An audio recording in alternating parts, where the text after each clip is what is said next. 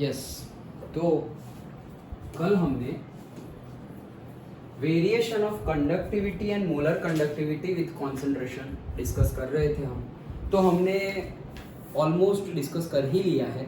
Okay, थोड़ा एक quick revision, सिर्फ जैसे एमसीक्यू जैसे पूछा जाए तो कैसे होगा कि वे कॉन्सेंट्रेशन के साथ कंडक्टिविटी का क्या होगा। ओके, कंडक्टिविटी का और मोलर कंडक्टिविटी का। तो कॉन्सेंट्रेशन के साथ मतलब हम क्या कहना चाह रहे थे, हम जनरली डाइल्यूट करते जा रहे थे, मतलब हम वॉल्यूम बढ़ाते जा रहे थे। तो हमने बोला कि जैसे जैसे हम कॉन्सेंट्रेशन को डाइल्यूट करते जाएंगे, मतलब वॉल्यूम बढ़ाते जाएंगे, तो कंडक्टिविटी क्या होगी, डिक्रीज होगी। करेक्ट, कंडक्टिविटी क्या होगी, डिक्रीज। क्योंकि उसमें हमने क्या बोला था कि जैसे हमारे पास टू मॉलिक्यूल्स है, एक +1 आयन मतलब पॉजिटिव आयन, कैटायन और एनायन मिलके दो आयन्स है हमारे पास। वो दो आयन्स है सपोज पर्टिकुलर सॉल्यूशन। अब उसमें हमने पानी डाला, फिर भी सिर्फ पानी ही डाला है, सॉल्वेंट ही डाला है, सॉल्यूट तो डाला नहीं, मतलब अभी भी वो 2 ही मोल इलेक्ट्रिसिटी को ट्रांसफर करेंगे। तो 2 ही आयन है, 2 मोल बोल रहा हूँ, मतलब वो 2 ही आयन है। तो सॉल्वेंट तो डाल दिया, सॉल्यूशन का वॉल्यूम तो बढ़ गया, लेकिन जो पास कर रहे हैं ओके जो आयंस, उनकी क्वांटिटी तो उतनी की उतनी ही है। मतलब वॉल्यूम बढ़ाने के बावजूद कंडक्टिविटी क्या हो जाएगी, कम हो जाएगी। क्योंकि पहले कम वॉल्यूम में 2 आयन थे, अब ज्यादा वॉल्यूम में 2 आयन है। तो हमने बोला था कि अगर कम वॉल्यूम में 2 आयन ट्रांसफर कर रहे हैं, तो अगर तुमने वॉल्यूम डबल कर दिया तो आयन भी डबल हो जाने चाहिए, मतलब 2 की जगह 4 हो जाने चाहिए, लेकिन 4 नहीं हो रहे, मतलब कंडक्टिविटी क्या होगी, डिक्रीज। और मोलर कंडक्टिविटी क्या हो जाएगी, इंक्रीज। कब, जब तुम वॉल्यूम बढ़ाओगे, और क्या कब, जब तुम कॉन्सेंट्रेशन डिक्रीज करोगे। देखो वो सब टर्मिनोलॉजी समझना, कॉन्सेंट्रेशन डिक्रीज कर रहे हो तो पूछा है, या वॉल्यूम इंक्रीज वॉल्यूम डिक्रीज कर रहे हो तो पूछा है, वो ध्यान से समझना। कॉन्सेंट्रेशन तुम डिक्रीज करोगे तो डिक्रीज कैसे करोगे कॉन्सेंट्रेशन को, पानी डालकर, और अगर पानी डाल रहे हो मतलब क्या, वॉल्यूम बढ़ा रहे हो। डन। तो कॉन्सेंट्रेशन डिक्रीज करना और वॉल्यूम इंक्रीज करना दोनों सेम ही है। ओके, तो मोलर कंडक्टिविटी क्या होगी, तो अगेन जो हमने बोला कि कॉन्सेंट्रेशन डिक्रीज करेंगे मतलब वॉल्यूम बढ़ाएंगे, तो वॉल्यूम बढ़ाएंगे तो कंडक्टिविटी तो डिक्रीज होगी, लेकिन मोलर कंडक्टिविटी तो पर लीटर होती है। तो इक्वेशन से भी हमने देखा था कि मोलर कंडक्टिविटी का जो फॉर्मूला था वो था K/C, और C जो था वो मोलर था, मतलब मोल पर लीटर था, तो वो पर लीटर ऊपर आ जाएगा। तो जितना वॉल्यूम बढ़ रहा है उतनी, यहाँ पे वॉल्यूम बढ़ रहा है उतनी मोलर कंडक्टिविटी बढ़ेगी। मतलब जैसे जैसे हम वॉल्यूम बढ़ा रहे हैं वैसे कंडक्टिविटी तो डिक्रीज हो रही है, लेकिन मोलर कंडक्टिविटी क्या हो रही है, इंक्रीज हो रही है। क्यों, क्योंकि कंडक्टिविटी के साथ कंडक्टिविटी डिक्रीज होगी तो मोलर कंडक्टिविटी भी क्या होगी, डिक्रीज होगी। दोनों डायरेक्टली प्रोपोर्शनल है, कंडक्टिविटी डिक्रीज होगी तो मोलर कंडक्टिविटी भी डिक्रीज होगी, और अगर वॉल्यूम डिक्रीज होगा तो मोलर कंडक्टिविटी भी डिक्रीज होगी, वो भी डायरेक्टली प्रोपोर्शनल है। लेकिन हमें देखने को मिला कि वॉल्यूम बढ़ा रहे हैं तो मोलर कंडक्टिविटी भी बढ़ेगी, और कंडक्टिविटी डिक्रीज कर रहे हैं तो मोलर कंडक्टिविटी भी डिक्रीज होगी। लेकिन वॉल्यूम के बढ़ने से जो मोलर कंडक्टिविटी में इंक्रीज हो रहा है उसके कंपेयर में कंडक्टिविटी के डिक्रीज होने से जो मोलर कंडक्टिविटी डिक्रीज हो रही है उसकी वैल्यू बहुत कम है। ओके, दैट्स व्हाई ओवरऑल अगर हम देखें तो वॉल्यूम बढ़ाने से या तो फिर कॉन्सेंट्रेशन डिक्रीज करने से मोलर कंडक्टिविटी क्या होगी, इंक्रीज होगी, बट कंडक्टिविटी क्या होगी, डिक्रीज होगी। डन, वो हमने देख लिया ऑलरेडी। फिर उसका हमने ग्राफ भी देखा, और ग्राफ में भी हमने देखा कि वीक इलेक्ट्रोलाइट भी होता है और स्ट्रॉन्ग इलेक्ट्रोलाइट भी होता है। तो KCl क्या है, हमारा स्ट्रॉन्ग इलेक्ट्रोलाइट, जिसका 100% आयोनाइजेशन हो जाता है, मतलब K+Cl- में बन जाएगा। और CH3COOH है वो, मतलब वो 90 to 99% क्या है, उसका आयोनाइजेशन नहीं हो रहा है, वो आयन में कन्वर्ट नहीं हो रहा है, वो जैसा है वैसा ही बैठ रहा है। ओके, वो हमने देखा था। दोनों के ग्राफ भी हमने एक्सपेरिमेंटली जो हमारे पास डेटा है उसके हिसाब से अगर हम ड्रॉ करें तो हम देख सकते हैं कि ये KCl का ग्राफ है और ये CH3COOH का ग्राफ है। दोनों में हम देख सकते हैं कि जैसे जैसे कॉन्सेंट्रेशन कम करेंगे वैसे वैसे मोलर कंडक्टिविटी की वैल्यू क्या हो रही है, इंक्रीज हो रही है। लेकिन फिर और उसके ऊपर से हमने एक इक्वेशन भी ले आए थे कि यहाँ पर जो हमारा इक्वेशन है, दैट इक्वेशन मतलब यहाँ पे लाइन है ओके, तो लाइन का इक्वेशन हम मैथ्स में भी पढ़े हैं और हमें पता ही है क्या, y is equals to mx plus c। तो ये जो y है वो y एक्सिस पे जो तुम लोगे वो, तो वो क्या है तुम्हारी मोलर कंडक्टिविटी y पर है। फिर m क्या है, m को मैंने नाम दे दिया है a। ओके, जो हमारा स्लोप है which is y by x, तो उसको हमने नाम दिया है a। लेकिन यहाँ पर नेगेटिव लाइन जा रही है, मतलब जैसे जैसे x की वैल्यू बढ़े वैसे वैसे y की वैल्यू डिक्रीज हो रही है, मतलब स्लोप नेगेटिव मिलेगा। तो मैंने बोल दिया माइनस a, और x की जगह क्या है रूट c, तो x की जगह है रूट c, प्लस यहाँ पर कांस्टेंट है, प्लस क्या है यहाँ पर कांस्टेंट। तो ये कांस्टेंट कौन सा है, कांस्टेंट यहाँ पर मिलेगा कि जैसे जैसे हम कॉन्सेंट्रेशन डिक्रीज करते जा रहे, तो इनफाइनाइट डाइल्यूशन कर दिया। हाइपोथेटिकल सिचुएशन है, लेकिन मान लो हमने कितना डाइल्यूशन कर दिया, इनफाइनाइट डाइल्यूशन कर दिया। इनफाइनाइट डाइल्यूशन मतलब क्या कि भाई नमक डाला है 1 चमची और सॉल्वेंट डाला है पूरी की पूरी रिवर और पूरा का पूरा ओशन, इतना बड़ा इनफाइनाइट डाइल्यूशन कर दिया। तो उसकी वजह से अब क्या होगा कि ये ग्राफ को अगर हम स्ट्रेट लाइन लेते जाए तो मोलर कंडक्टिविटी की वैल्यू एक फिक्स्ड हो जाएगी, जिसको हम बोलते हैं लिमिटिंग मोलर कंडक्टिविटी। अब अगर तुम पानी डालते जाओगे तो मोलर कंडक्टिविटी की वैल्यू बढ़ने वाली नहीं है। वो किसके केस में, स्ट्रॉन्ग इलेक्ट्रोलाइट के केस में। तो वो जो कांस्टेंट हमें मिलेगा वही क्या है, हमारा लिमिटिंग मोलर कंडक्टिविटी। डन। तो ये इक्वेशन हमें मिला था, तो this is that equation, lambda m is equals to lambda m minus a root c। तो ये इक्वेशन हमें मिल गया, ये हमने ऑलरेडी डिस्कस कर लिया था। अब हम बात कर रहे थे स्ट्रॉन्ग इलेक्ट्रोलाइट और वीक इलेक्ट्रोलाइट की, तो हमने आगे भी डिस्कस किया था क्या कि thus NaCl, CaCl2, MgSO4 are known as 1:1, 2:1, 2:2 electrolyte respectively. All electrolytes of a particular type have the same value of A। ये भी हमने देख लिया था कि ये जो स्लोप की वैल्यू है वो सारे जिनका रेशियो मतलब जितने इलेक्ट्रॉन दे रहे हैं उतने ही ले रहे हैं उसका। तो जैसे हमने बोला था कि हमारा फर्स्ट सेटअप क्या था, हमारा फर्स्ट सेटअप था ZnSO4 CuCuSO4। तो यहाँ पर Zn 2 इलेक्ट्रॉन दे रहा है और वही 2 इलेक्ट्रॉन कॉपर ले रहा है। तो मतलब यहाँ पर क्या हो गया, 2:2, 2 इलेक्ट्रॉन लेना और 2 इलेक्ट्रॉन भेजना और लेना। ओके, तो 2:2 हो गया। सपोज यहाँ पर हो से सोडियम हो, तो सोडियम 1 इलेक्ट्रॉन दे रहा है, और यहाँ पर क्लोरीन हो सपोज, तो वो 1 इलेक्ट्रॉन ले रहा है। ओके, तो वो क्या हो जाएगा 1:1। डन। ओके, तो वैसे जितने भी हमने पर्टिकुलर सॉल्यूशन लिए उसमें ये जो रेशियो है, जैसे कि यहाँ पर देखा हमने NaCl जो है वो क्या है 1:1 वाला इलेक्ट्रोलाइट है, क्योंकि Na 1 देगा और Cl 1 ले लेगा, तो ये रहा 1:1। CaCl2 क्या है, Ca+2 एंड Cl-1, मतलब वो 2:1 वाला है। कैल्शियम तो 2 इलेक्ट्रॉन ले रहा है, लेकिन क्लोरीन कितने इलेक्ट्रॉन ले रहा है, सिर्फ 1। ओके, सो वो 2:1 है। और MgSO4 क्या है, Mg+2 एंड SO4 -2, मतलब 2:2। तो जैसे जैसे इलेक्ट्रोलाइट लेंगे हम, यहाँ पर हम जैसे जैसे इलेक्ट्रोलाइट लेंगे वैसे वैसे हमारे स्लोप की वैल्यू भी क्या आएगी, सेम आएगी। ओके, मतलब अगर सेम इलेक्ट्रोलाइट लिया 1:1, जैसे यहाँ पर हमने हमारा इलेक्ट्रोलाइट क्या है, तो इलेक्ट्रोलाइट है हमारा ZnSO4, तो Zn+2 SO4 -2, मतलब 2:2 है।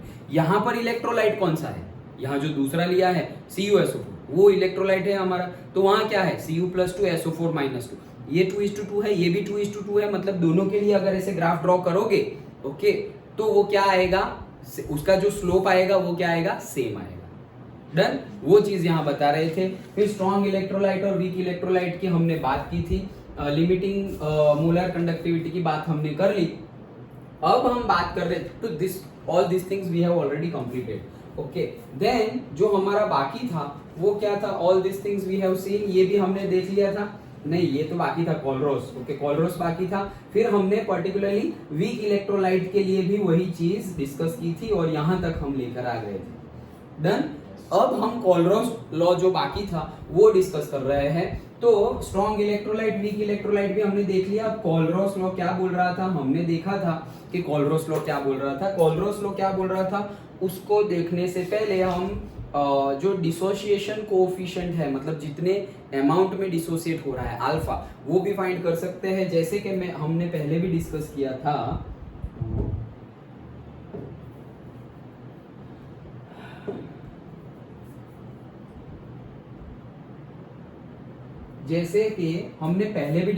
था, फिर से डिस्कस करते हैं। ओके, तो क्या सपोज मेरे पास क्या है KCl, तो उसका अगर 100% आयनाइजेशन हो जाएगा तो उसमें से क्या बन जाएगा K प्लस और Cl माइनस। मतलब पहले अगर ये 100 है तो यहाँ पर पहले कितने होंगे 0 और 0, और जब बाद में कितने बन जाएंगे यहाँ पर, तो पूरा का पूरा आयनाइजेशन हो रहा है, मतलब कितना हो जाएगा 100 K प्लस बन जाएंगे और 100 Cl माइनस बन जाएंगे अगर मैंने 100 KCl लिए हुए हैं तो, क्योंकि उसका 100% होना है। वैसे ही अगर मैंने ले लिया क्या ये दूसरा CH3COOH, तो उसमें से क्या बनेगा CH3COO minus plus H plus. तो यहाँ पर अगर मैं 100 ले रहा हूँ तो वहां पर सपोज इतना ज्यादा हो ही नहीं रहा है आयोनाइजेशन, यहाँ भी 10 बना है, यहाँ भी 10 बना है। डन। तो अगर हम पहले जो अल्फा फाइंड करते थे इक्विलिब्रियम में, वैसे ही हम अगर अल्फा फाइंड करें तो क्या है कि अल्फा हम कैसे निकालेंगे कि पहले कितने लिए थे तुमने 100, भाई मिले कितने, यहाँ कितने बन गए 100 बन गए। अगर परसेंटेज निकालेंगे तो हम क्या कर देंगे 100 से मल्टीप्लाई, मतलब 100 तो तुम्हारा 100% तुम्हारा क्या हो गया, डायरेक्टली तुम्हारा आयोनाइजेशन हो गया। Okay 100% done. तो 100% बन रहा है। अब यहाँ पर वही चीज कैलकुलेट करें तो अल्फा इज इक्वल टू क्या मिलेगा, तो तुमने लिए कितने थे 100 और तुम्हारे बने कितने 10, और वो कितने परसेंटेज अगर निकाले तो 100, तो 100 से 100 गया तो ये कितना हुआ सिर्फ और सिर्फ 10%। ओके तो हमारा जो वीक इलेक्ट्रोलाइट है उसमें 10% हो रहा है और हमारा स्ट्रॉन्ग इलेक्ट्रोलाइट है उसमें कितना हो रहा है 100% आयोनाइजेशन हो रहा है। ये हमने देखा था। और फाइंड कैसे करते हैं, ये हम ऐसे ही फाइंड करते थे पहले भी, इक्विलिब्रियम में भी ऐसे ही फाइंड करते थे। तो ये हमने डिस्कस किया। अब जो हमने कल डिस्कस किया था वो कि KCl में तो KCl जैसे सॉल्यूशन में तो जैसे जैसे जैसे जैसे हम सीधे सीधे जा रहे हैं वैसे वैसे हमें यहाँ पर अगर डाइल्यूशन करते गए तो हमारा एक कांस्टेंट मिल जाएगा, मतलब उसके बाद मोलर कंडक्टिविटी की वैल्यू और आगे नहीं बढ़ेगी, और उसी को हमने नाम दे दिया था लिमिटिंग मोलर कंडक्टिविटी। लेकिन हमने देखा ग्राफ पर से भी कि सर अगर हम से वीक इलेक्ट्रोलाइट लेते हैं CH3COOH और उसका तो हो ही नहीं रहा है आयनाइजेशन, हमें पता ही है 10% हो रहा है, मतलब क्या कि भले ही तुमने पानी डाला उसमें आयंस तो कम ही है। ओके आयंस कम है मतलब कंडक्टिविटी भी उसकी कम ही होगी। तो कहने का मीनिंग है कि कंसंट्रेशन कम करते जाए तो भी यहाँ पर जैसे यहाँ पर मोलर कंडक्टिविटी बढ़ रही थी वैसे भी कंडक्टिविटी कम होगी और मोलर कंडक्टिविटी क्या होगी इंक्रीज होगी। लेकिन यहाँ पर ऐसा देखने को मिला कि at one point of time अब तुम बहुत ज्यादा अगर डाइल्यूशन कर दिया, बहुत ज्यादा पानी डाल दिया तो अब उसकी मोलर कंडक्टिविटी की वैल्यू बढ़ती जा रही है। जैसे जैसे तुम वॉल्यूम डालते जाओगे तो वैसे वैसे बढ़ती जाएगी। देखो ये ग्राफ तो टच होता हुआ दिख भी नहीं रहा है। ओके तो क्या ग्राफ पे तो हमें ऐसा दिख रहा है कि अगर इसको हम इनफाइनाइट डाइल्यूशन पे ले जाए फिर भी उसकी लिमिटिंग मोलर कंडक्टिविटी की वैल्यू मिलने वाली नहीं है। ग्राफ पे से तो ऐसा ही लगेगा, लेकिन एक्चुअली ऐसा नहीं है। हम इसकी भी मोलर कंडक्टिविटी फाइंड कर सकते हैं। ग्राफ पे से क्या दिख रहा है वो तो पता चल गया कि हमें मोलर कंडक्टिविटी नहीं, लिमिटिंग मोलर कंडक्टिविटी नहीं मिलेगी, क्योंकि हम ग्राफ पर से देख रहे हैं कि जैसे जैसे हम कंसंट्रेशन डिक्रीज करते जा रहे हैं एक लेवल के बाद तो भले ही तुम कंसंट्रेशन डिक्रीज करने के लिए वॉल्यूम बढ़ाते जाओ, लेकिन उसकी मोलर कंडक्टिविटी की वैल्यू इंक्रीज ही होती जा रही है, वो कभी भी कांस्टेंट हो रही है नहीं। ओके तो ग्राफ पे से हमें ये मिल रहा है। तो ये तो एक प्रॉब्लम हो गई कि भाई ये तो हमें नहीं मिलेगी इनकी। तो इसका सॉल्यूशन दिया है कोलरॉस नाम के साइंटिस्ट ने, और इतना बढ़िया सॉल्यूशन दिया है उसने, और प्योरली मैथमेटिकल एक्सप्लेनेशन है कि अच्छा हम ऐसे ढूंढ सकते हैं। तो क्या किया उन्होंने, चलो देखते हैं। ओके सो कोलरॉस ने क्या किया देखते हैं। देखो कोलरॉस examined the molar conductivity, limiting molar conductivity values for a number of strong electrolytes. क्या किया, नंबर ऑफ स्ट्रॉन्ग इलेक्ट्रोलाइट्स के लिए लिमिटिंग मोलर कंडक्टिविटी की वैल्यू फाइंड की। तो भाई इसमें क्या नया, हमें तो वीक इलेक्ट्रोलाइट्स के लिए फाइंड करना है, तुम स्ट्रॉन्ग के लिए तो वैसे भी फाइंड कर सकते थे। तो हमें क्या मिलेगा आराम से। ओके सो रुको जरा, ऐसे बोल रहे हैं वो क्या कि हमने सपोज KCl का लिमिटिंग मोलर कंडक्टिविटी निकाला, फिर हमने KCl का निकाला, फिर सपोज हमने KCl के बाद से NaCl का भी लिमिटिंग मोलर कंडक्टिविटी निकाला, हमने KBr का भी लिमिटिंग मोलर कंडक्टिविटी निकाला, हमने Ki का भी लिमिटिंग मोलर कंडक्टिविटी निकाला। ओके, सबका ऐसे निकालते ही जा रहे हैं, निकालते ही जा रहे हैं। हमने से CH3COO Na, okay, sodium acetate का भी लिमिटिंग मोलर कंडक्टिविटी, ये भी स्ट्रॉन्ग इलेक्ट्रोलाइट है, तो स्ट्रॉन्ग इलेक्ट्रोलाइट है उनका तो लिमिटिंग मोलर कंडक्टिविटी मिल जाएगा। पानी डालते जाओ, वॉल्यूम बढ़ाते जाओ, कॉन्सेंट्रेशन कम करते जाओ, तो तुम्हें लिमिटिंग मोलर कंडक्टिविटी मिल जाए। देखो पहले हम सब समझ रहे हैं, ओके, पेपर में तो तुम समझ गए ना, तो जो पढ़ना है वो पढ़ के डायरेक्टली लिख लोगे, लेकिन वो अच्छे से याद रहेगा। मतलब तुम ऐसे रटा मारा हुआ याद करने जाओगे तो याद नहीं आएगा जल्दी, लेकिन समझा हुआ है और फिर याद किया हुआ है तो तुरंत याद आ जाएगा। अच्छा ये तो वो वाला है, पानी बढ़ाते जाओ, ये वो स्टोरी वाइज, ओके। तो क्या कर रहे हैं वो समझो हम। तो यहाँ पे क्या कर रहे हैं कि कोलरोस ने क्या किया, ये जो स्ट्रॉन्ग इलेक्ट्रोलाइट है उसके क्या फाइंड किए, उसके फाइंड किए लिमिटिंग मोलार कंडक्टिविटी। तो हम बोलेंगे इसमें क्या नई बात है, वो तो फाइंड कर ही सकते थे, यहाँ से हम देख ही रहे हैं क्या कि KCl है, KBr है, KI है, जो भी स्ट्रॉन्ग सोडियम एसीटेट है, जो भी स्ट्रॉन्ग इलेक्ट्रोलाइट है, उसका तो तुम कॉन्सेंट्रेशन कम करते जाओगे तो मिल जाएगा बाय लिमिटिंग मोलर कंडक्टिविटी। उसमें नई बात क्या है? हाँ करेक्ट, इसमें कोई नई बात नहीं है, लेकिन उन्होंने जो एक्सपेरिमेंट किए उससे पता चला, क्या पता चला, देखो कि एंड ऑब्जर्व सर्टेन रेगुलरिटीज, मतलब कि सर्टेन रेगुलरिटीज उन्होंने, रेगुलरिटीज मतलब जो हर बार वही हो रहा है तो उसको क्या बोलेंगे, रेगुलर। हम रेगुलर किसे बोलेंगे, रेगुलर मतलब जो डेली हो रहा हो, एक पर्टिकुलर टाइम इंस्टेंट पे रिपीट हो रहा हो, उसको रेगुलर बोलेंगे। तो रेगुलरिटीज देखने को मिली, क्या देखने को मिली, he noted that the difference in the limiting molar conductivity of the electrolytes NaX and KX for NaX is nearly constant. मतलब कहने का मीनिंग क्या है, उन्होंने क्या क्या लिया है, NaX लिया है, ओके, क्या क्या लिया है, NaX और KX। X तुमने कुछ भी ले लिया, X तुम्हारी जो मर्जी आए चेंज करते जाओ, ओके। जैसे कि फॉर एग्जांपल 298 केल्विन पे उन्होंने लिया है क्या, KCl और NaCl लिया है, क्या लिया है, कि जैसे कि तुमने क्या क्या लिया, NaCl और से KCl, डन। फिर मैंने क्या लिया से NaBr KBr, फिर मैंने वापस क्या लिया, ये कॉमन है, Na और K कॉमन है, X की जगह तुम चेंज करते जाओ, तो Na और K कॉमन है, X की जगह चेंज करते गए, चलो Na और K कॉमन है, और क्या देखिए I लिख दिया, आयोडाइड, ओके। ये सब, तो ये सारे क्या है, स्ट्रॉन्ग इलेक्ट्रोलाइट है। तो मुझे NaCl के लिए लिमिटिंग मोलर कंडक्टिविटी मिल जाएगी, मुझे यहाँ से KCl के लिए भी लिमिटिंग मोलर कंडक्टिविटी मिल जाएगी, सबके लिए मिल रही है, डन, ओके। NaBr के लिए भी मिलेगी, NaKBr का सॉल्यूशन होगा, मतलब KBr का सॉल्यूशन, NaBr का सॉल्यूशन, NaI का सॉल्यूशन, KI का सॉल्यूशन। तो इसमें जैसे हमें लिमिटिंग मोलर कंडक्टिविटी मिली, कंसंट्रेशन डिक्रीज करते जाओ करते जाओ करते जाओ, तो लिमिटिंग मोलर कंडक्टिविटी यहाँ किसकी मिली, KCl की, ओके। वैसे ही मुझे जैसे KCl की मिली वैसे KBr की भी मिलेगी, KI की भी मिलेगी, NaI की भी मिलेगी, NaBr की भी मिलेगी, NaCl की भी मिलेगी, करेक्ट। तो वो अभी इनमें उन्होंने सर ये हमें थोड़ी फाइंड करना था, हाँ ठीक है वो आएंगे हम वहां पर, लेकिन देखो अब उन्होंने क्या रेगुलरिटीज देखी कि यहाँ पर Cl कॉमन है, ये दोनों में क्या है, Cl कॉमन है, Cl और Cl मतलब नेगेटिव आयन जो है वो कॉमन है, सिर्फ पॉजिटिव आयन डिफरेंस है, क्या, Na और K, पोटेशियम, ओके। तो देखो यहाँ पर molar conductivity, limiting molar conductivity KCl की फाइंड की और उसमें से NaCl की माइनस की, मतलब क्या किया, KCl की लिमिटिंग मोलर कंडक्टिविटी ढूंढी और वैसे ही NaCl की लिमिटिंग मोलर कंडक्टिविटी ढूंढी और उसमें उसका क्या कर दिया, माइनस किया, उसका क्या किया, माइनस किया, सिंपल है, ओके। ये तो फाइंड कर ही सकते हैं लिमिटिंग मोलर कंडक्टिविटी अलग से।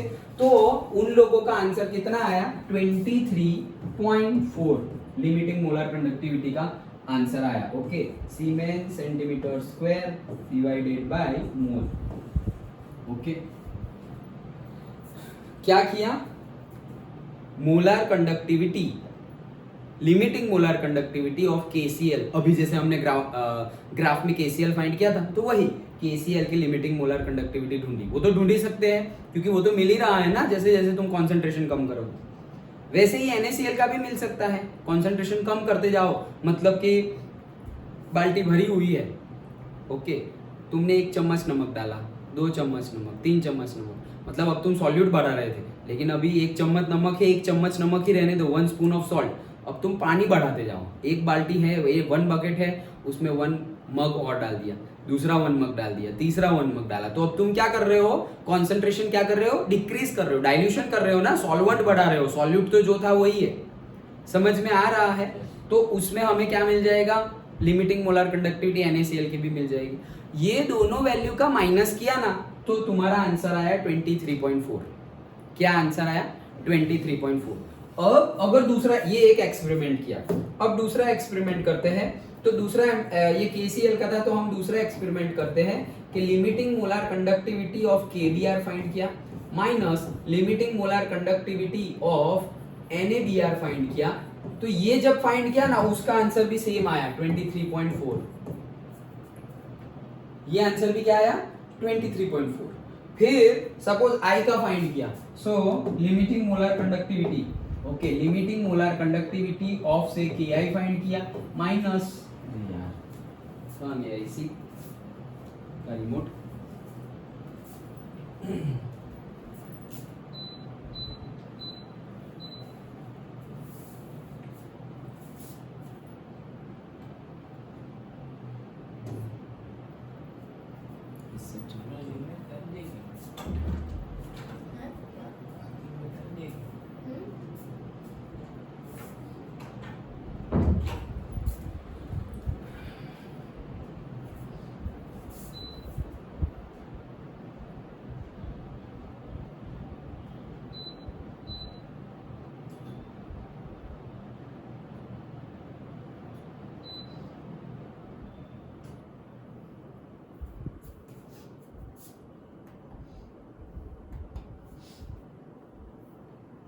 हाँ।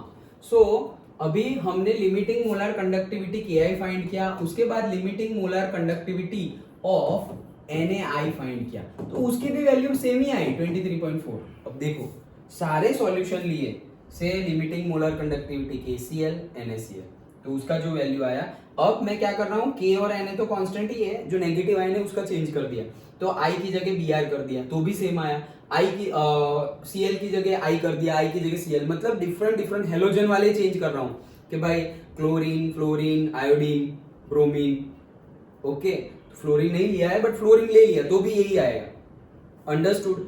तो मतलब यहां से क्या पता चला कि ये जो I कॉमन है उसका तो गिना ही नहीं जाता एक्चुअली। क्यों? क्योंकि ये जो डिफरेंस है इसमें मेनली डिफरेंट क्या है, इसमें भी I है, इसमें भी I है, तो डिफरेंट क्या है, डिफरेंट इसमें K है, इसमें N है, तो ये जो डिफरेंस है ना, वो ये इनकी वजह से ही होगा। किन की वजह से? ये पॉजिटिव आयन जो हमने डिफरेंट लिए हैं Na और K, उनकी वजह से ही ये डिफरेंस है। ओके, अगर हम यहाँ पर वो पॉजिटिव भी सेम ले लेते, जैसे कि यहाँ Na है, यहाँ भी Na ले लेते, तो कोई डिफरेंस मिलता है क्या? नहीं मिलता, जीरो। डन? तो यहाँ भी Na है, यहाँ भी Ki है, I तो कॉमन है, नेगेटिव आयन तो कॉमन है, तो पॉजिटिव आयन डिफरेंस है, उसकी वजह से यहाँ पे सेम मिल रहा है। तो हमने ये एक एक्सपेरिमेंट, हमने मतलब कोलरोस ने क्या किया कि पॉजिटिव आयन को डिफरेंट रखा और नेगेटिव आयन को चेंज करते गए, मतलब पॉजिटिव आयन को कांस्टेंट रखा और नेगेटिव आयन को चेंज करते गए। तो नेगेटिव आयन को चेंज करते गए, उनको एक वैल्यू मिल गई और हर बार वही वैल्यू मिल रही है। वैसे पॉजिटिव आयन को भी चेंज करते गए, ओके, जैसे कि पॉजिटिव आयन को भी चेंज करते गए, कैसे? जैसे कि देखो NaBr और दूसरा क्या लिया है, NaCl, ओके, तो यहाँ पे Br और Cl कॉमन है, Na लिया था, अब वापस क्या लिया, K लिया, फिर वापस Br और Cl तो कॉमन ही, नेगेटिव आयन कॉमन ही है, अब वापस क्या लिया हमने, कुछ और ले लिया, पोटेशियम, यहाँ पे कौन था, सोडियम, तो सोडियम पोटेशियम, तो अब ले लिया मैंने, क्या ले लिया, से Mg ले लिया और यहाँ पर Ca ले लिया।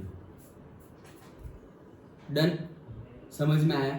तो कहने का मीनिंग क्या है, अभी हम नेगेटिव आयंस को चेंज कर रहे थे और पॉजिटिव आयन सेम रख रहे थे कि Na और K सेम है, तब जो डिफरेंस लिया था हमने वो 23.4 आ रहा था।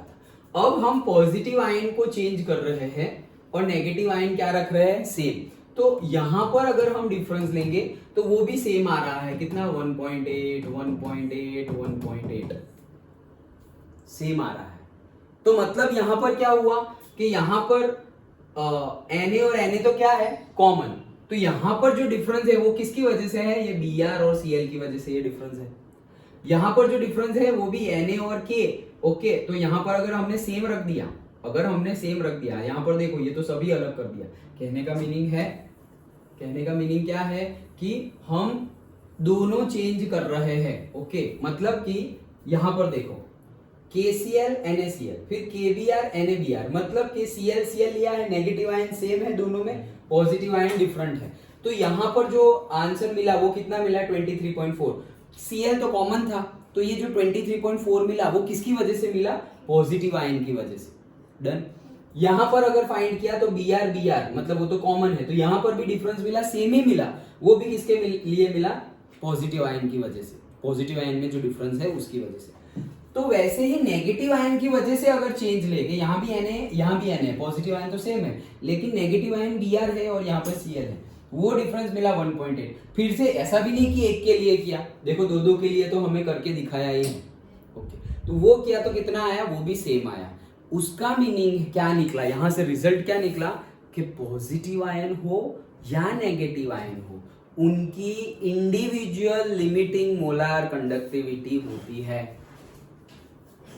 क्या होती है, इंडिविजुअल लिमिटिंग मोलार कंडक्टिविटी होती है। क्यों, क्योंकि देखो यहाँ पर Cl कॉमन है, तो ये डिफरेंस जो आया वो किसकी वजह से आया, K और Na की वजह से। यहाँ पर डिफरेंस किसके वजह से आया, अगेन K और Na की वजह से, क्योंकि Br तो कॉमन है ना, तो जो कॉमन है वो तो कॉमन है, लेकिन जो आ रहा है वो किसके लिए, किसकी वजह से आ रहा है, पॉजिटिव की वजह से, मतलब कि K प्लस और Na प्लस की वजह से आ रहा है। तो K प्लस और Na प्लस की ये मोलार कंडक्टिविटी का डिफरेंस जो है वो एक्चुअली किसका है, पॉजिटिव आयन की मोलार कंडक्टिविटी का डिफरेंस है। क्यों, क्योंकि नेगेटिव आयन की मोलार कंडक्टिविटी तो दोनों में सेम ही होगी, वहां पर भी Cl है, यहाँ पर भी Cl है, तो नेगेटिव आयन की मोलार कंडक्टिविटी तो सेम ही होगी। ये किसका डिफरेंस है, सिर्फ पॉजिटिव का। तो वैसे ही सिर्फ नेगेटिव का भी हो सकता है, वो भी उन्होंने देखा एनालिसिस करके। समझ में आया। तो ये एनालिसिस ऑब्जर्वेशन के ऊपर से उन्होंने बोला कि कोई भी तुम पर्टिकुलरली सॉल्यूशन ले लो, मतलब कि जैसे कि मैंने मोलार कंडक्टिविटी ले ली NaCl की, तो वो समेशन होगा, वो मोलार कंडक्टिविटी पॉजिटिव आयन की and molar conductivity, limiting molar conductivity negative ion का समेशन होगा। इससे उन्होंने ये ऑब्जर्व किया। समझ में आया, पक्का। डाउट हो तो पूछो, क्योंकि आगे फिर सब इसी के बेस पे है। समझ में आया कोलरोस ने किया क्या, समझ में आ गया क्या किया।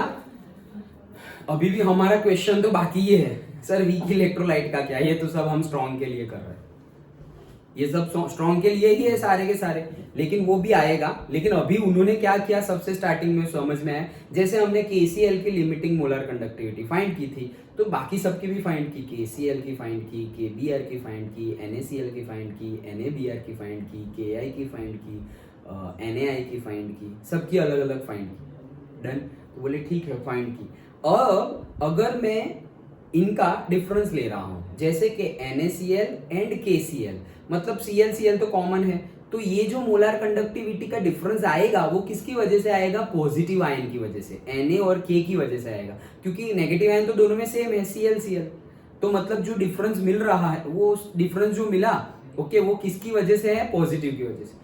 तो हम सोच रहे हैं अच्छा पॉजिटिव की वजह से है, ओके, चलो सॉल्यूशन चेंज करके देखते हैं, इलेक्ट्रोलाइट चेंज करके देखते हैं। तो यहाँ पर हमने क्या किया था, NaCl और KCl लिया। अब सोचो Br ले लेते हैं, तो हमने ले लिया NaBr और KBr, NaBr और KBr लिया, तो Br तो कॉमन है, तो यहाँ पर भी जो वैल्यू मिली तो वो किसकी वजह से मिलेगी, Na और K की वजह से मिलेगी। तो पहले भी Na और K की वजह से मिली थी, अभी भी Na और K की वजह से मिली, और पहले जो वैल्यू मिली थी अभी भी वही मिली, मतलब ये कंफर्म्ड हो गया कि ये जो डिफरेंस है वो पॉजिटिव आयन की वजह से मिल रहा है। डन। अगर नेगेटिव आयन कॉमन है तो। वैसे ही दूसरे एक्सपेरिमेंट भी किए कि पॉजिटिव आयन को कॉमन रखा, पॉजिटिव आयन को क्या रखा, कॉमन रखा, जैसे कि NaCl एंड NaBr, तो पॉजिटिव आयन कॉमन Na, लेकिन यहाँ पर Cl है और यहाँ पर Br है। अब इनके बीच का लिमिटिंग मोलर कंडक्टिविटी का डिफरेंस निकाला तो कुछ मिला, वो जो भी मिला वो किसकी वजह से होगा, Br और Cl की वजह से होगा, क्योंकि Na तो सेम है। बोले चलो ये तो एक सॉल्यूशन है। दूसरा, अच्छा दूसरा सॉल्यूशन लिया KCl एंड KBr, तो दोनों में पॉजिटिव आयन, तो अगेन सेम हो गया K, तो मतलब डिफरेंट क्या है Cl और Br, मतलब यहां जो वैल्यू मिली वो किसकी वजह से होगी, Cl और Br का जो मोलार कंडक्टिविटी का डिफरेंस है उसकी वजह से होगी। हाँ, पहले भी उसकी वजह से थी। हाँ, तो पहले जो डिफरेंस मिला ना अभी भी वही डिफरेंस मिला। अंडरस्टूड? इसीलिए उन्होंने अपना लॉ दिया क्या कि कोई भी इलेक्ट्रोलाइट की मोलार कंडक्टिविटी जो होगी वो उसके पॉजिटिव आयन का molar conductivity, limiting molar conductivity and negative ion की लिमिटिंग मोलार कंडक्टिविटी का समेशन जितना होगा। आया समझ? पक्का? श्योर? अच्छा, तो ये हमें लॉ मिल गया। ओके, तो ये जो लॉ मिला, चलो ये मिल गया हमें। So on the basis of the observations he enunciated Colros law of independent migration of the ions। Okay, तो कोलरोस लॉ ऑफ इंडिपेंडेंट, वो इंडिपेंडेंट जैसे कि Na का अलग से Cl का अलग से, तो इंडिपेंडेंट है। तुम Na का अलग से फाइंड करो, Cl का अलग से फाइंड करो, दोनों का सम कर दो, वही आएगा NaCl का limiting molar conductivity. Understood? Okay, तो बोल दिया उन्होंने कि भाई इंडिपेंडेंट माइग्रेशन जैसा है। सो कहने, ये तो तुम स्टेटमेंट लिख दोगे, लेकिन स्टेटमेंट कहना क्या चाह रहे हैं, ये कहना चाह रहे हैं कि दोनों independent limiting molar conductivity. Done? अब the law states that limiting molar conductivity of an electrolyte can be represented as the sum of the individual contribution of the anion and cation of the electrolyte. That's it. Simple. And thus limiting molar conductivity of Na and limiting molar conductivity of Cl.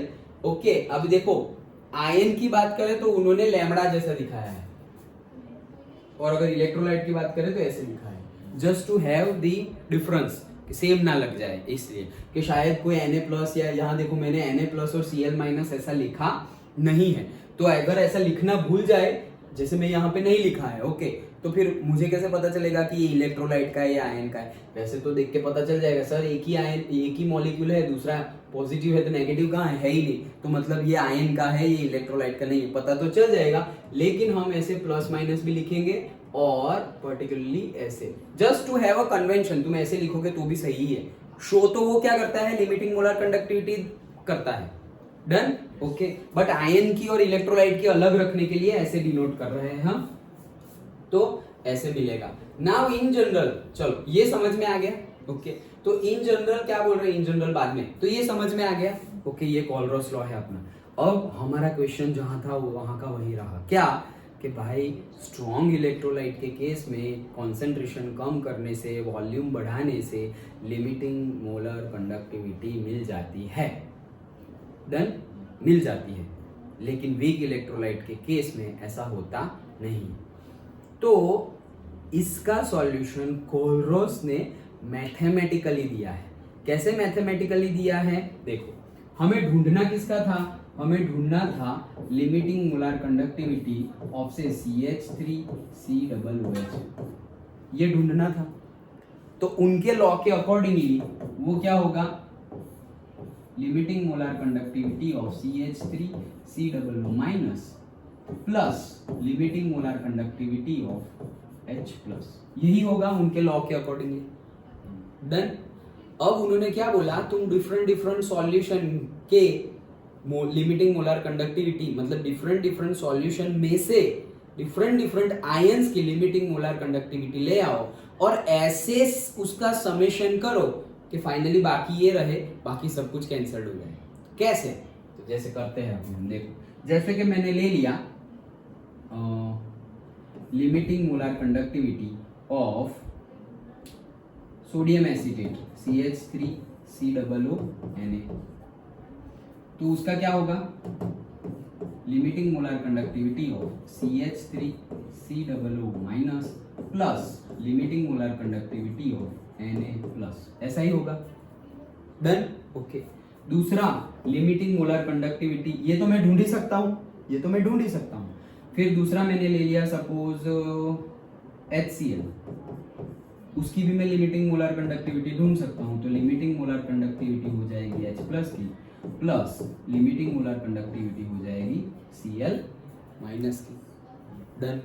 अब मैं क्या कर रहा हूँ कि CH3COO minus और दूसरा क्या चाहिए मुझे H प्लस चाहिए, तो इसको निकालना है, Na निकालते हैं। तो लिमिटिंग मोलर कंडक्टिविटी ऑफ से मैंने ढूंढ लिया किसका, NaCl का।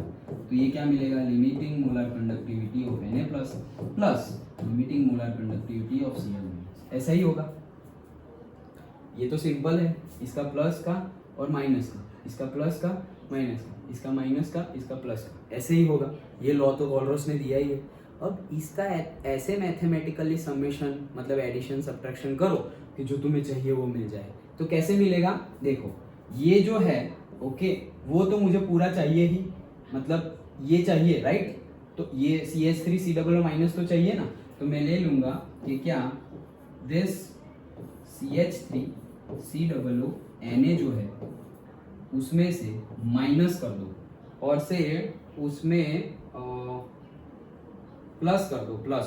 तो प्लस करेंगे, प्लस करते हैं, चलो। तो इसमें प्लस कर दिया किसका, limiting molar conductivity of HCl का, और उसमें से माइनस कर दो limiting molar conductivity of NaCl। Done, ये हमने किया। तो अभी देखो इसमें वैल्यू पुट करते हैं। ये तीनों तीन की वैल्यू तो हमें पता ही है। CH3COO Na की लिमिटिंग मोलर कंडक्टिविटी की वैल्यू पता है, limiting molar conductivity of HCl, सारे के सारे स्ट्रॉन्ग इलेक्ट्रोलाइट है तो सबकी मिल सकती है। अच्छा, अब कॉलरॉस के लॉ के अकॉर्डिंगली उसमें वैल्यू पुट करते हैं। तो इसकी वैल्यू क्या होगी, limiting molar conductivity of CH3COO minus plus limiting molar conductivity of Na plus, फिर ये प्लस दूसरा main plus okay, plus HCl। तो HCl का क्या होगा, limiting molar conductivity of H plus plus limiting molar conductivity of Cl minus. Done. अब minus करना है, ये क्या करना है, माइनस। तो माइनस करेंगे तो ब्रैकेट के अंदर आएगा, बीच में प्लस है तो ब्रैकेट हटा दूंगा तो बीच में माइनस हो जाएगा। डन, या फिर करके बताऊं, चलो करके बताता हूं। Minus limiting molar conductivity of NaCl, तो minus limiting molar conductivity of Na plus plus limiting molar conductivity of Cl minus. यही करना था हमें, तो वही किया है। डन। अब ये माइनस ब्रैकेट निकल जाएगा तो ये माइनस हट गया, ब्रैकेट निकल गया तो ये माइनस तो अंदर चला जाएगा, और अगर माइनस अंदर चला गया तो ये जो प्लस है उसका क्या हो जाएगा, माइनस हो जाएगा।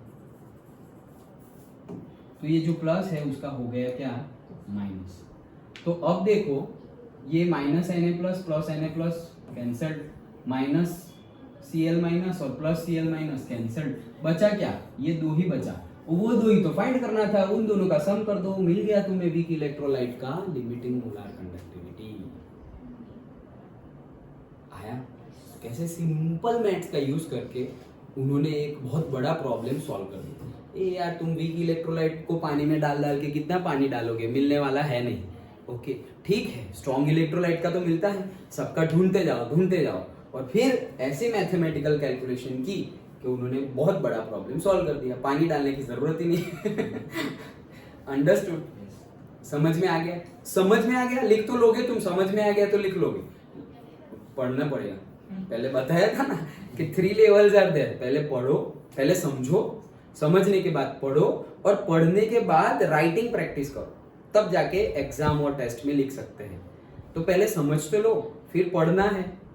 तो समझने के लिए सबसे ज्यादा इनपुट मुझे देना पड़ेगा, फिर पढ़ने के लिए सबसे ज्यादा इनपुट तुम्हें देना पड़ेगा, और राइटअप में भी अगर तुमने ये 2 स्टेप पहले से अच्छे से कर लिए, वो ऑटोमेटिकली लिखते ही जाओगे, राइटअप की प्रैक्टिस हो जाएगी। क्यों? क्योंकि तुमने समझा भी अच्छा है और रीडिंग भी अच्छा किया है, तो लिखने की प्रैक्टिस भी हो जाएगी। वहां पर कहीं हैंड राइटिंग हो, कहीं राइटअप अच्छा करना हो, कहीं फिगर अच्छी करनी हो, हैंड राइटिंग एंड ऑल, वो सब धीरे धीरे इंप्रूवमेंट में आ जाएगा। लेकिन मेन ये 2 चीज है, क्या, पहले तो समझो, समझे बिना ही पढ़ने बैठ जाओगे तो होगा ही नहीं। तो पहला लेवल समझना है, दूसरा लेवल अब उसको समझ तो लिए है, अब उसको याद रखना है, क्योंकि हमें तो लिखना है ना, तो याद रखा होगा तो ही लिखेंगे। जो समझा हुआ है उसके ऊपर से भी लिख सकते हैं, लेकिन जो समझा हुआ है उसको भी तो रिवाइज करना पड़ेगा, तब जाके लिख सकते हो ना अपनी लैंग्वेज में। ओके, और यही लैंग्वेज में लिखना है तो वहां से पढ़ना पड़ेगा। अभी जैसे मैं बोलूँ कि कॉलरॉस लॉ लिखो, तो जैसा अभी तुमने समझा है वो सब तुम लिख सकते हो, ऐसा नहीं कुछ नहीं लिख सकते हो, क्योंकि समझा है लिख सकते हो, और वो सच भी है, वो सही है, 100% सही है। अब तुम्हें बुक के जैसा लिखना है तो उसके लिए तुम्हें बुक में पढ़ना पड़ेगा, वो पढ़ लिया और अब वो लिखना है तो लिखने की प्रैक्टिस करो, समझ भी लिया पढ़ लिया तो लिखने की प्रैक्टिस करो। समझ में आया कॉलरॉस लॉ? पक्का? डन? ओके, तो आगे बढ़ते हैं। तो वही चीज आगे लिखी हुई है, in general if an electrolyte on dissociation gives cations and anions, then its limiting molar conductivity is given by this. Here limiting molar conductivity of cation and anion are limiting molar conductivities of cation and anion, मतलब ये जो show कर रहे हैं वो respectively. तो ये देखो टेबल में हमें limiting molar conductivity of ions given है, H plus ion, Na plus, K plus, Ca plus 2, Mg plus 2, OH minus, Cl minus, Br minus, हमारा जो एसिटिक एसिड का जो एसिटेट आयन था माइनस, उसकी भी गिवन है, एंड SO4 माइनस 2, ये सब की आयन की लिमिटिंग मोलर कंडक्टिविटी गिवन है। अब इसमें से तुम वीक इलेक्ट्रोलाइट बना दो कि भाई मुझे बनाना है किसका, CH3COOH, तो ये हमारा वीक इलेक्ट्रोलाइट है, इसका तो डिसोसिएशन होने वाला ही नहीं है। तो वही प्रॉब्लमेटिक केस आ गया कि भाई लिमिटिंग मोलर कंडक्टिविटी कैसे फाइंड करेंगे। कोई बात नहीं, इसकी पता है इसकी पता है, दोनों का सम कर दो, 40.9 प्लस फिर 49.6, तो तुम्हें डायरेक्टली इसकी मिल जाएगी। अंडरस्टूड? समझ में आ गया? सिंपल था? ओके, समझोगे तो सिंपल है। अंडरस्टूड? तो ये वीक इलेक्ट्रोलाइट्स हमने यहाँ तक तो डिस्कस कर लिया था कल, याद है ना? नाउ आज जो हमने इक्विलिब्रियम स्टार्टिंग, आज चैप्टर के स्टार्ट मतलब लेक्चर का जब स्टार्टिंग किया तब मैंने ये अल्फा ढूंढना तुम्हें सिखाया। तो वैसे ही जैसे अल्फा ढूंढते थे वैसे ही हम के भी ढूंढते थे। के देखो वीक इलेक्ट्रोलाइट है, एसिटिक एसिड, हम 11th में यूनिट 7 मतलब इक्विलिब्रियम में देख लिए थे। कैसे देख लिए थे? चलो बता ही देता हूँ कैसे देखे थे, याद करना हो तो कि सपोज मेरे पास है CH3COOH, तो वो आगे बढ़ रही है, इक्विलिब्रियम रीच हो गया, तो इक्विलिब्रियम रीच हो गया तो वहां से क्या क्या बन जाएगा, CH3COO minus plus H plus. लेकिन कितना, सपोज स्टार्टिंग में लिया है ये 100 समझने के लिए, और ये कितना है 0 और 0, तो अब इसमें से तुमने कितना निकाला, जितना निकाला उतना ही वहां बनेगा। जैसे अभी अल्फा फाइंड किया, जैसे यहाँ पे ये अल्फा फाइंड किया ना कि इसमें से 10 निकाला, तो यहाँ पे ये तो 0 हो जाएगा लास्ट में, और 100 बन गया। यहाँ पर 10 ही निकाला तो यहाँ पे 90 बचेंगे और ये 10 चलेंगे।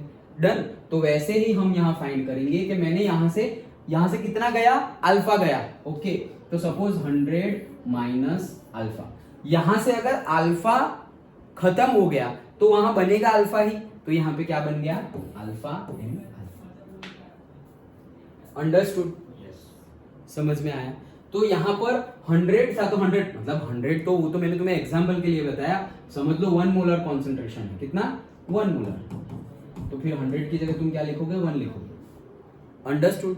ये 100 तो नंबर है, जस्ट फॉर एग्जांपल। अभी जो मैंने तुम्हें दिखा रहा था 100 में से 10 बने, 100 में से 100 बने, वो तो एक नंबर है, लेकिन तुम तो कॉन्सेंट्रेशन लोगे ना यहाँ पर कि भाई CH3COOH का 1 मोलर सॉल्यूशन, ऐसे लोगे। तो 1 मोलर है, उसमें से कितने मोल्स का यहाँ पे कन्वर्जन हो रहा है उतना हम माइनस करते थे, याद है ना?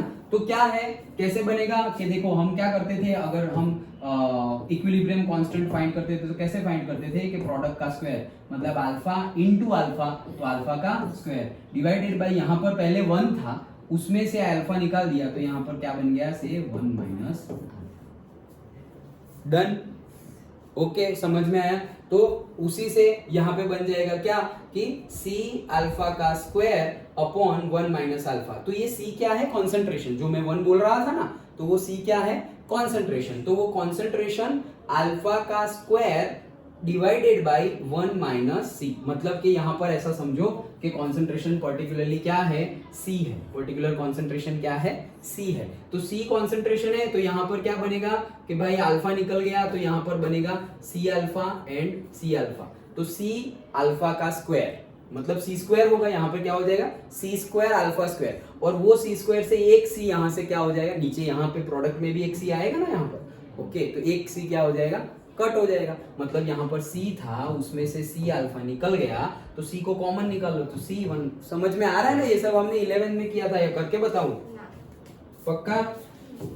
ये सब हमने 11th में किया था, इसलिए I am going somewhat fast. क्या कि सपोज हमारे पास क्या है C था ये, तो ये कितना था 0 और 0, इक्विलिब्रियम रीच हो गया तो इसमें से कितना गया C में से C अल्फा चला गया, तो यहाँ पे क्या बनेगा C अल्फा बनेगा और यहाँ भी क्या बनेगा C अल्फा बनेगा। डन। अब अगर हम Ka निकालें तो क्या होगा प्रोडक्ट का that is C alpha into C alpha, तो प्रोडक्ट का कॉन्सेंट्रेशन डिवाइडेड बाय हमारे रिएक्टेंट का concentration C minus C alpha, तो ये क्या हो गया C अल्फा का स्क्वायर मतलब C square alpha square divided bye यहाँ क्या हो गया C कॉमन, तो यहाँ क्या हो जाएगा 1 माइनस अल्फा, ये C क्या हो जाएगा कट हो जाएगा, तो बाकी क्या रहा C alpha square upon 1 minus alpha, तो आ गया C alpha square upon 1 minus. ये अभी का नहीं, ये तो हम पढ़ चुके हैं ऑलरेडी 11th में, लेकिन कैसे लाते थे वो बता। देन स्टोइकियोमेट्रिक कैलकुलेशन हम करते थे ना कि इसमें से इतना जाएगा तो बाकी कितना रहेगा, न्यूमेरिकल भी गिने थे हमने इक्विलिब्रियम में। डन।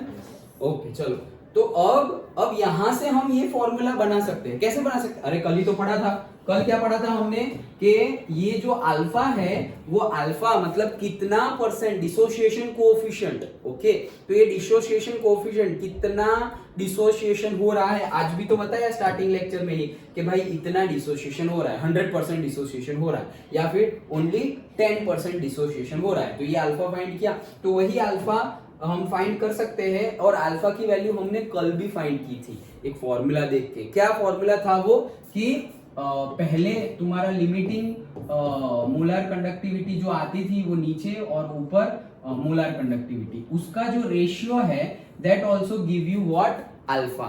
क्यों उसका रेशियो? क्योंकि तुम्हारा लिमिटिंग मोलर कंडक्टिविटी कब मिलती थी, जब तुम्हारा कॉन्सेंट्रेशन बहुत ज्यादा डिक्रीज हो जाए। तो अगर पहले तो तुम्हारा फुल्ली अल्फा ही था, लेकिन अल्फा में से कितना यूज मतलब कितना यूज हुआ वही अल्फा है, कितना यूज हुआ वही अल्फा है।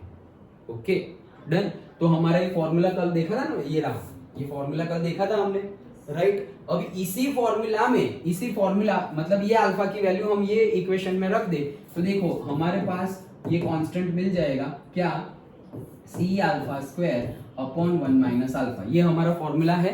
अब इसमें तुम वैल्यू पुट कर दो तो तुम्हें भी ये मिल जाएगा। कैसे कि भाई C है अल्फा का स्क्वायर मतलब लिमिटिंग मोलर कंडक्टिविटी का क्या स्क्वायर, अल्फा का स्क्वायर मतलब इसका square divided bye limiting molar conductivity का भी स्क्वायर। डन। अल्फा का स्क्वायर मतलब ये दोनों का स्क्वायर हो जाएगा, ये अल्फा की वैल्यू पुट की। ओके अब नीचे आते हैं, तो नीचे क्या है 1 माइनस अल्फा, अल्फा की जगह क्या है molar conductivity upon limiting molar conductivity. Done. Okay अब क्या करेंगे, एलसीएम लेंगे, तो एलसीएम लेंगे तो क्या होगा C मोलर कंडक्टिविटी का square divided by molar conductivity का स्क्वायर, यहाँ पे क्या आ जाएगा लिमिटिंग मोलर, इसमें लिमिटिंग वाला कौन सा है, ये लिमिटिंग वाला है। अच्छा तो limiting molar conductivity minus molar conductivity upon limiting molar conductivity, ये एलसीएम लिया सिर्फ। डन। अब जब ये एलसीएम लिया तो देखो यहाँ पर लिमिटिंग ये स्क्वायर है और ये एक है, तो ये एक और ये स्क्वायर हट गया, तो बाकी क्या रहा C मोलर कंडक्टिविटी का square divided by molar conductivity limiting bracket में limiting molar conductivity minus molar conductivity, तो यही फॉर्मूला है। अंडरस्टूड? कैसे सिर्फ वैल्यू पुट करनी है, फॉर्मूला आ गया, रटने की भी जरूरत नहीं है। तुम्हें ये अगर फॉर्मूला पता हो वैल्यू पुट कर दो, ये दोनों फॉर्मूला पता हो तो ये क्यों याद रखेंगे हम। डन। न्यूमेरिकल में आएगा। अंडरस्टूड? समझ में आ गया? पक्का? ओके सो इसी में एक छोटी सी थियरी है, इस साइड हम ऐसी थोड़ा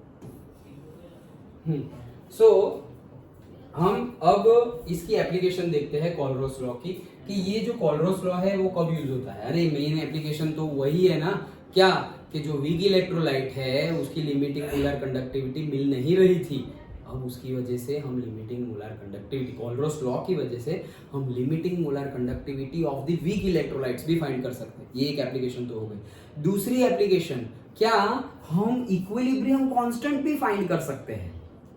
कोलरॉस लॉ की हेल्प से हम इक्विलिब्रियम कांस्टेंट भी फाइंड कर सकते हैं। क्यों? क्योंकि अगर तुम्हारे पास अल्फा है, अल्फा की वैल्यू पुट कर दो तो ये सारी वैल्यू तो तुम्हें कहां से मिलेगी? कोलरॉस लॉ से मिलेगी। लिमिटिंग मोलर कंडक्टिविटी की वैल्यू कोलरॉस लॉ से मिलेगी।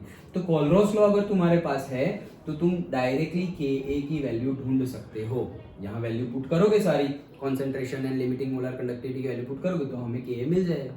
ये दो तो मेन एप्लीकेशन ही हो गई कि भाई limiting molar conductivity of weak electrolytes पहले फाइंड नहीं कर सकते थे पहले के कंसेप्ट से, लेकिन कोलरॉस का लॉ यूज करने के बाद वीक इलेक्ट्रोलाइट्स की भी limiting molar conductivity use find कर सकते हैं। और अगर लिमिटिंग मोलर कंडक्टिविटी स्ट्रॉन्ग और वीक दोनों की फाइंड कर सकते हैं तो उसके ऊपर से हम इक्विलिब्रियम कांस्टेंट की वैल्यू भी फाइंड कर सकते हैं। ये दो तो बेसिकली हो ही गई, समझ में आ गया? ओके, सो क्या है, using the कोलरॉस law of independent migration of ion it is possible to calculate the limiting molar conductivity for any electrolyte from the ion limiting molar conductivity of the individual ion। तो वही same चीज हमने जो पहला point बोला वो। Moreover, for weak electrolytes like acetic acid, it is possible to determine the value of its dissociation constant।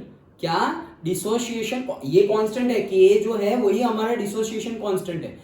जो alpha मिला, अल्फा की वैल्यू के ऊपर से क्या मिला हमें? के। तो dissociation constant, once we know the value of limiting molar conductivity and molar conductivity at a given concentration C, कि एक पर्टिकुलर कॉन्सेंट्रेशन सी लिया तो उससे हम अल्फा भी फाइंड कर सकते हैं और alpha at the same time equilibrium constant के भी। मतलब इक्विलिब्रियम कांस्टेंट कब? जब डिसोसिएशन हो रहा हो तब। तो अल्फा की वैल्यू भी फाइंड कर सकते हैं और के की वैल्यू भी हम फाइंड कर सकते हैं। अंडरस्टैंड? सिंपल। तो जो हमने ये समझा उसी को एप्लीकेशन में लिख दिया है। क्या क्या लिखा है? एक, जो वीक इलेक्ट्रोलाइट सॉल्यूशन की लिमिटिंग मोलर कंडक्टिविटी नहीं फाइंड कर सकते थे वो फाइंड कर सकते हैं। कैसे? कोलरॉस लॉ का यूज करके, मतलब कि जो आयंस है उनकी मोलर लिमिटिंग मोलर कंडक्टिविटी का यूज करके। ओके, पहला पॉइंट। दूसरा पॉइंट कि अगर कोलरॉस लॉ से हमें लिमिटिंग मोलर कंडक्टिविटी ऑफ कोई भी इलेक्ट्रोलाइट अगर हम फाइंड कर सकते हैं तो हमें डिसोसिएशन कांस्टेंट भी मिल जाएगा अल्फा।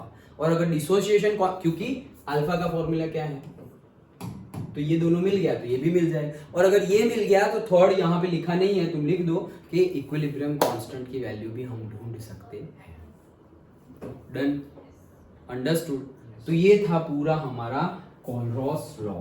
तो हमने यहाँ पर देखा क्या, पूरी की पूरी थियरी दो पार्ट में देखी। एक पार्ट में जो कल देखा था हमने वो क्या था, variation of conductivity and molar conductivity with respect to concentration, वो देख लिया। तो जो वेरिएशन हो रहा था वो भी देख लिया, उसके फॉर्मूलाज भी देख लिए। अब कि भाई ये जो वेरिएशन हो रहा है वो स्ट्रॉन्ग इलेक्ट्रोलाइट के केस में कुछ अलग हो रहा है और वीक इलेक्ट्रोलाइट के केस में कुछ अलग हो रहा है। ये जो अलग हो रहा है तो हमें पता चला कि लिमिटिंग मोलर कंडक्टिविटी जो है वो स्ट्रॉन्ग इलेक्ट्रोलाइट के केस में तो मिल जा रही है लेकिन वीक इलेक्ट्रोलाइट के केस में नहीं मिल रही है। यहाँ पे हमने स्टॉप कर दिया था। अब आज हमने पढ़ा कि ये जो नहीं मिल रही है उसको ही ढूंढने के लिए कोलरॉस ने एक्सपेरिमेंट किए थे। तो कोलरॉस ने क्या किया, कोलरॉस ने पॉजिटिव आयन सेम रखा और नेगेटिव आयन चेंज करते गए। जैसे कि Na तो NaCl NaBr, उसका वैल्यू फाइंड किया लिमिटिंग मोलर कंडक्टिविटी का, वो कोई आंसर मिलेगा। पॉजिटिव सेम है, मतलब जो भी डिफरेंस आया है वो नेगेटिव की वजह से आया है। फिर अच्छा ऐसा होता है, अच्छा ठीक है पॉजिटिव कोई दूसरा लेकर देखो, तो Na लिया था, अभी K लेकर देखा तो KCl एंड KBr का फाइंड किया, उसका जो डिफरेंस निकाला वो भी किसकी वजह से आएगा, नेगेटिव की वजह से आएगा। तो नेगेटिव कौन था, वही दोनों थे जो ऊपर थे, Br और Cl, तो यहाँ भी वही वैल्यू आई जो ऊपर आई, मतलब कि वो जो कॉमन है वो तो कैंसल्ड, मतलब कि जो डिफरेंस मिल रहा है वो। और वैसे ही यहाँ हमने पॉजिटिव आयन कांस्टेंट रखा, वैसे ही नेगेटिव आयन भी कांस्टेंट रख के उसने एक्सपेरिमेंट किए। तो ये सारे एक्सपेरिमेंट से उसने ऑब्जर्व किया कि limiting molar conductivity of an electrolyte is the sum of the individual limiting molar conductivity of the ions, और इसी को नाम दे दिया क्या, कोलरॉस लॉ। और फिर बोला कि अगर तुम्हें वीक इलेक्ट्रोलाइट की भी मोलर कंडक्टिविटी फाइंड करनी है तो वो वीक इलेक्ट्रोलाइट में जो पॉजिटिव और नेगेटिव आयंस है, जो कैटायन और एनायन है, वो कैटायन और एनायन वाले स्ट्रॉन्ग इलेक्ट्रोलाइट जो हो, उनके जो मोलार कंडक्टिविटी हम फाइंड कर सकते हैं तो वो फाइंड कर लो, और उसका ऐसे समेशन करो, एडिशन एंड सब्ट्रैक्शन करो, ऐसे अलजेब्रा का यूज करो, सो दैट तुम्हें डायरेक्टली वीक इलेक्ट्रोलाइट की लिमिटिंग मोलार कंडक्टिविटी की वैल्यू मिल जाए। अंडरस्टूड?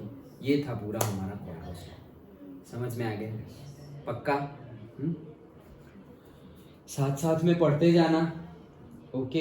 तो नहीं तो फिर जैसे कि स्कूल में टेस्ट है, ट्यूशन में टेस्ट है, तब जाके अगर तुम पढ़ोगे, so it will be not that much efficient, okay?